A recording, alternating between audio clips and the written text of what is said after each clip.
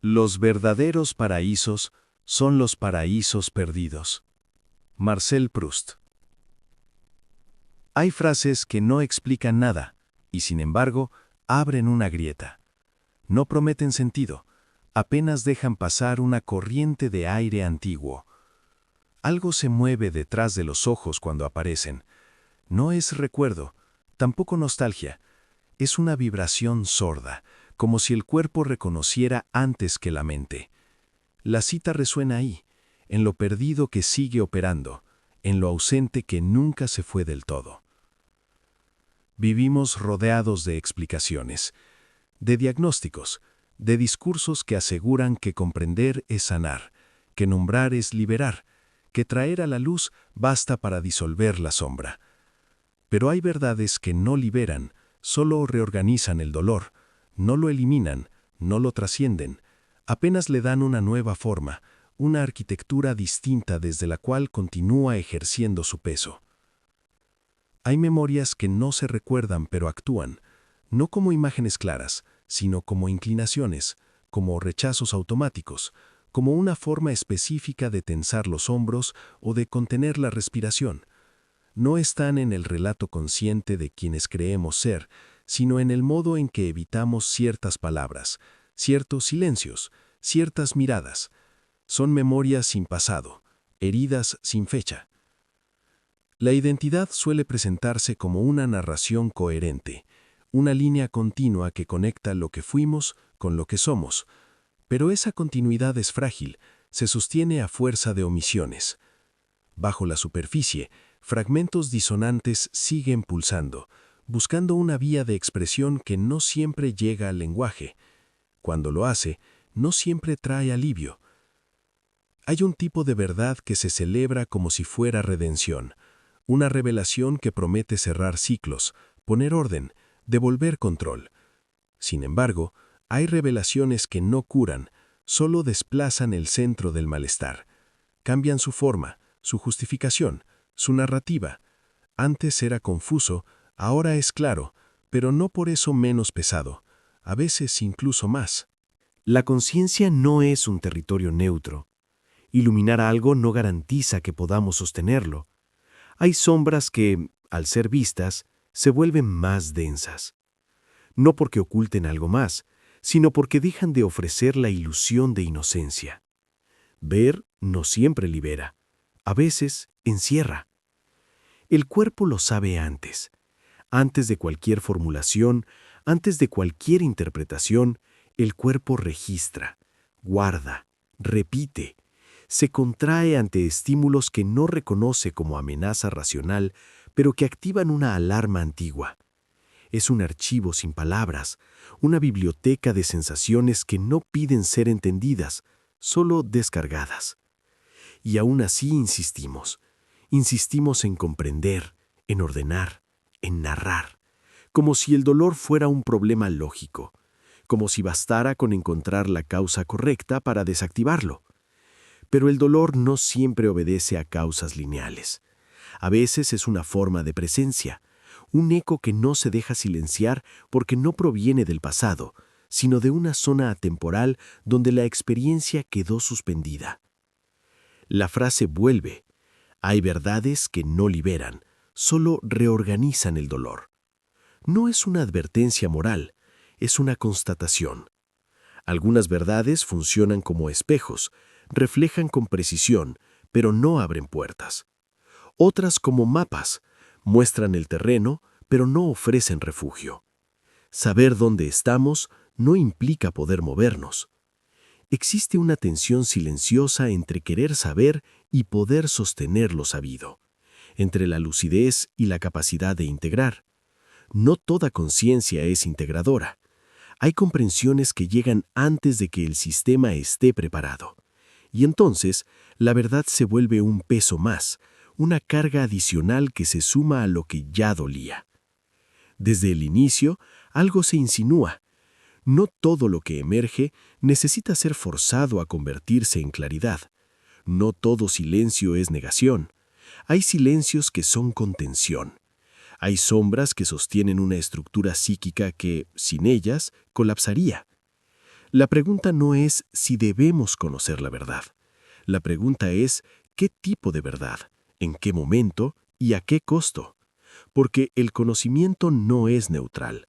Reorganiza, redistribuye, cambia la forma del sufrimiento sin garantizar su disolución. Y quizá ahí comienza el verdadero conflicto, en aceptar que la lucidez no es sinónimo de paz, que la conciencia puede ampliar el campo del dolor, que hay un saber que no salva, solo profundiza.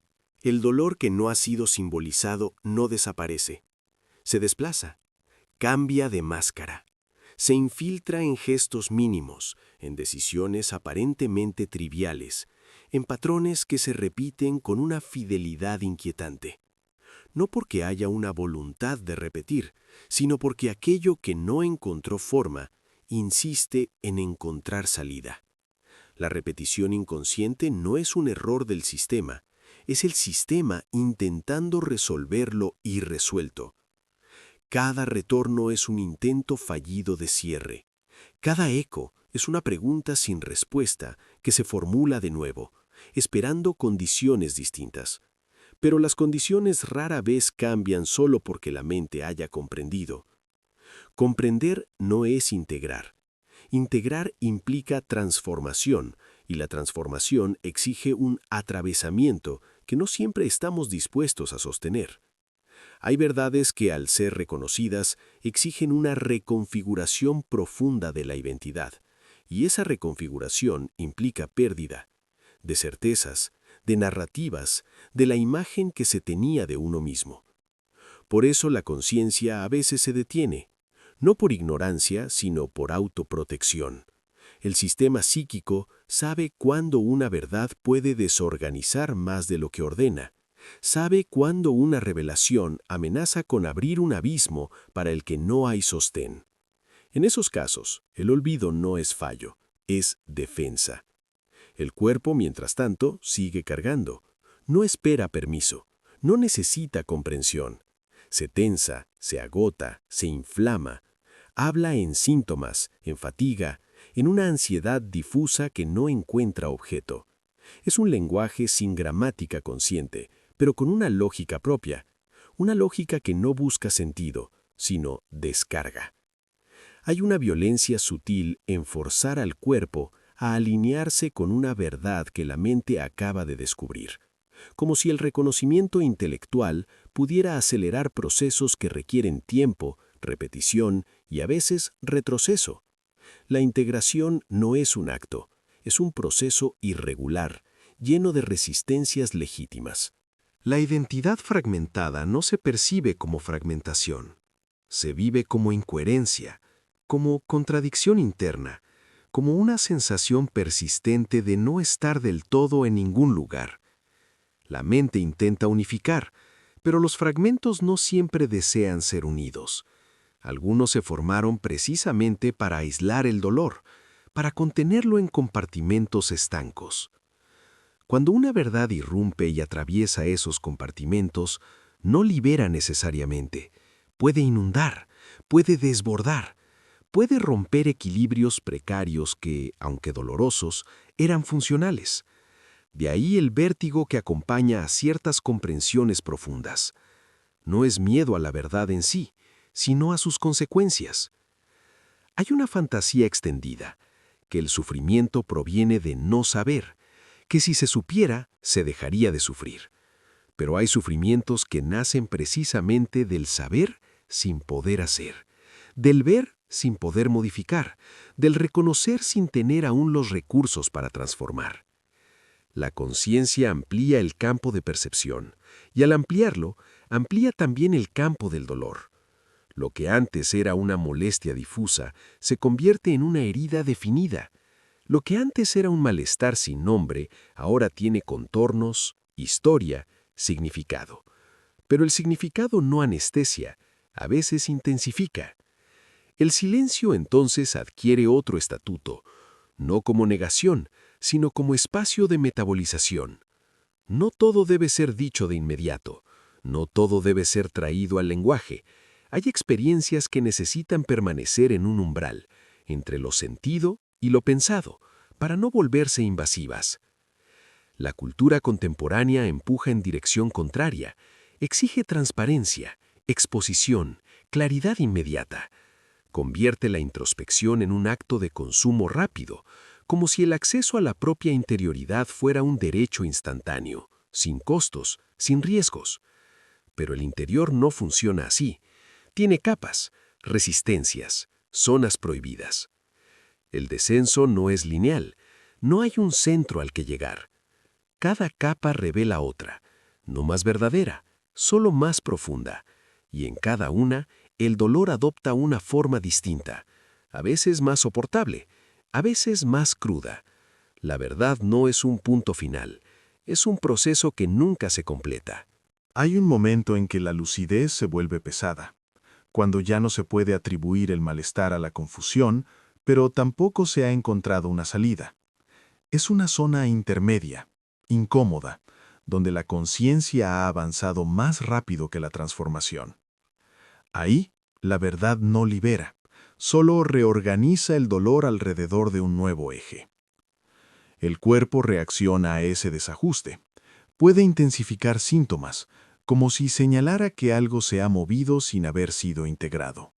No es castigo, es señal, una forma de decir que la verdad necesita tiempo para descender, para ser digerida, para encontrar una forma habitable. La evitación no siempre es cobardía, a veces es sabiduría corporal, un saber implícito que reconoce límites. Forzar la exposición a ciertas verdades puede producir más daño que alivio. No todo enfrentamiento es terapéutico, no toda confrontación es necesaria. La sombra no desaparece al ser nombrada, se reorganiza, cambia de lugar, a veces se vuelve más sutil, más integrada, otras veces más activa, más presente. Depende de cómo se la sostenga. La integración no consiste en eliminar la sombra, sino en ampliar la conciencia sin destruir la estructura que la contiene. El dolor no simbolizado busca cuerpo. El dolor simbolizado busca sentido. Pero el sentido no siempre consuela. Hay sentidos que duelen más que el síntoma que intentaban explicar, porque obligan a aceptar pérdidas irreversibles, porque desmantelan fantasías de control, porque exigen renunciar a la idea de que todo tiene una solución. En ese punto, la verdad deja de ser un ideal y se convierte en una carga, no por ser falsa, sino por ser incompleta, porque revela sin ofrecer sostén, porque ilumina sin calentar, porque muestra sin acompañar. La conciencia plena, sin compasión, puede ser cruel, no por intención, sino por efecto. Verlo todo sin poder hacer nada es una forma de tortura sutil. Por eso el proceso de integración no puede reducirse a saber. Requiere ritmo, cuidado y a veces retrocesos necesarios. El abismo no se cruza de un salto, se bordea, se reconoce, se respeta. Hay verdades que necesitan permanecer en penumbra hasta que el sistema esté listo para albergarlas. Forzarlas a la luz no las vuelve menos peligrosas, a veces las vuelve más. Y aún así, el impulso a saber persiste, no como curiosidad, sino como necesidad, porque algo dentro presiona, algo busca forma. El desafío no es reprimir ese impulso, sino acompañarlo sin idealizarlo. Reconocer que no toda verdad es medicina, algunas son cirugía, y toda cirugía implica riesgo. En la vida moderna, el espacio para este tipo de procesos se ha reducido. La atención fragmentada no tolera profundidades prolongadas. Todo debe ser rápido, visible, compartible, incluso el dolor. Se espera que sea narrable, optimizable, superable. La sombra, en cambio, requiere tiempo y silencio, dos recursos cada vez más escasos. La máscara social se refuerza en este contexto, no solo como fachada, sino como estrategia de supervivencia. Mostrar claridad, seguridad, coherencia, ocultar la ambivalencia, la duda, la herida que no cierra. La cultura premia la lucidez performativa, no la integración silenciosa. Así, muchas verdades se convierten en objetos de exhibición. Se dicen, se muestran, se explican, pero no se metabolizan, se transforman en identidad, en etiqueta, en relato fijo, y el dolor, lejos de desaparecer, se reorganiza alrededor de esa nueva narrativa. Ahora duele desde otro lugar, con otra justificación. La repetición continúa, más sofisticada, más consciente, pero no menos insistente. Porque la conciencia, cuando no va acompañada de transformación encarnada, se vuelve una capa más, una máscara más refinada que oculta la misma herida. El cuerpo sigue ahí, recordando lo que la mente ya explicó 1000 veces, reaccionando como si nada hubiera cambiado, porque en lo esencial nada ha cambiado aún. La verdad fue dicha, pero no atravesada. Fue comprendida, pero no integrada. Hay una paradoja silenciosa. Cuanto más se habla de conciencia, menos espacio queda para el silencio necesario. Cuanto más se enfatiza la transparencia, menos se tolera la opacidad que todo proceso profundo requiere. La sombra no se integra bajo reflectores constantes. La frase vuelve no como consigna, sino como constatación.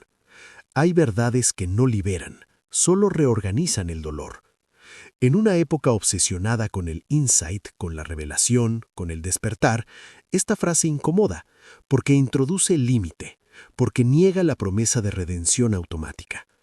No se trata de rechazar la verdad, se trata de desmitificarla, de reconocer que su efecto depende del contexto, del ritmo, del cuerpo que la recibe, que no toda verdad llega a tiempo, que algunas llegan demasiado pronto o demasiado tarde.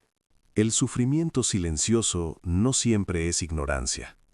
A veces es un proceso en curso, invisible, que no admite traducción inmediata. Interrumpirlo con explicaciones puede ser tan violento como ignorarlo. La integración no responde a plazos externos. En el fondo, queda una pregunta suspendida, no formulada, pero presente. ¿Qué hacer con lo que sabemos cuando saber no basta? ¿Cómo habitar una conciencia que no promete alivio? ¿Cómo sostener una verdad que no libera, pero tampoco puede ser negada? No hay cierre aquí. No hay síntesis. Solo un espacio abierto donde la lucidez y el dolor coexisten sin resolverse. Un silencio que no es vacío, sino espera. Un eco que no busca respuesta inmediata. Quizá el trabajo no consista en buscar verdades que liberen, sino en aprender a vivir con aquellas que reorganizan el dolor sin destruirnos. O quizá ni siquiera eso. Quizá baste con reconocer que no todo saber es salvación, y que algunas sombras, cuando se las respeta, sostienen más de lo que amenazan. El abismo permanece, no como enemigo, sino como recordatorio, de que la profundidad no garantiza paz, de que la conciencia no siempre consuela, y de que, a veces, lo más honesto no es buscar salir del dolor, sino aprender a escucharlo sin convertirlo en espectáculo ni en promesa. El silencio queda, y en él algo sigue trabajando.